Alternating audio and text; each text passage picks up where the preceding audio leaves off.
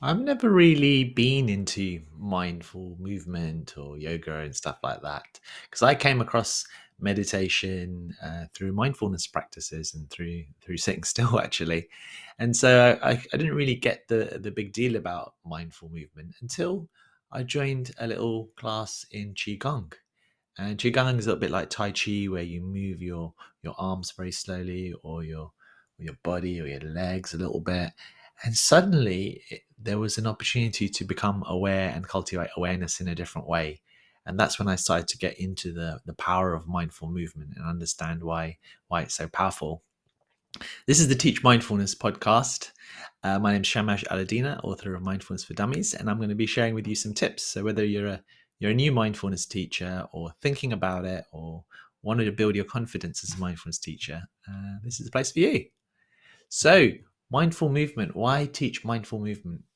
Well, from my little bit of research that I've done online, it seems that yoga and yoga classes and Tai Chi and Qigong and these other movement practices are actually very, very popular. They're probably more popular than meditation practice in the West, I'm guessing. Loads of people do it. And why do they do that? And I think it's because it's an easier way to access awareness. Yes, it's true that people don't all practice yoga in a way that's to cultivate awareness, but I would say a fair few do, and you're bound to naturally become more aware of your body as you start to move it. And so, if you could bring some mindful movement into your meditation classes, your students will really like it, and it's a great way to cultivate awareness.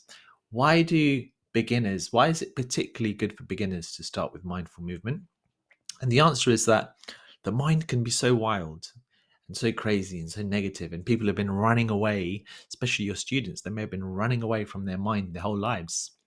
And so you're asking them to do something very difficult, which is to cultivate awareness and move and kind of turn inwards. That's going to be quite scary. But if you do some mindful movement, it brings sensations into the body. And those sensations are present moment experiences. So it's a process of cultivating mindfulness. So what a lovely way to be mindful and cultivate mindfulness through a little bit of mindful movement. It doesn't have to be anything crazy. You don't have to do some extreme movements, or you don't have to do like yoga training for years to be able to teach some mindful movement. You can do it in a very simple way and in a way that you feel confident. If you haven't done much mindful training, you can do a little bit of training with us or others. And you can even start with something simple as just raising the arms up and feeling the sensations in the arms and feeling the breath, and then raising the arms down, and just doing that a few times, or doing that in tune with the breathing.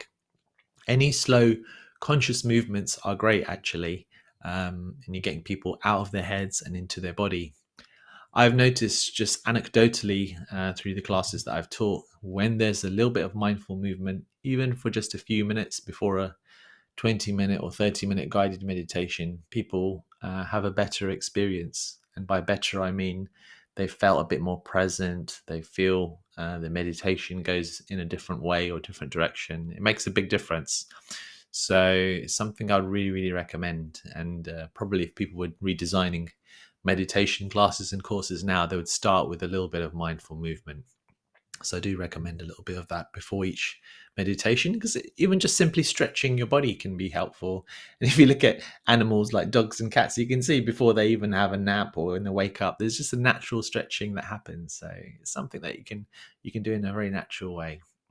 If you want to learn more about mindful movement or teaching mindful movement, we've got first of all free classes in Qigong or mindful Qigong on Sunday mornings. Our friend Brian teaches that. So get in touch with me if you'd like to come along to that to give it a try.